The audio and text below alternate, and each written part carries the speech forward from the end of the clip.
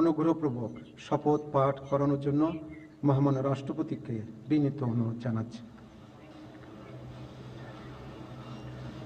বিসমিল্লাহির রহমানির রহিম। প্রধান উপদেষ্টার শপথ।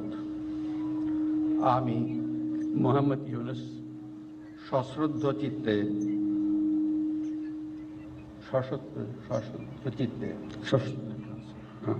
সশ্রদ্ধ চিত্তে শপথ গ্রহণ করিতেছি যে আমি আইন অনুযায়ী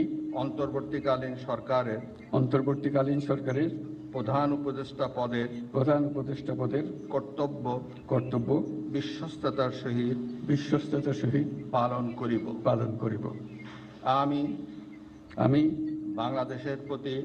বাংলাদেশের প্রতি অকৃত্রিম বিশ্বাস ও আনুগত্য পোষণ করিব।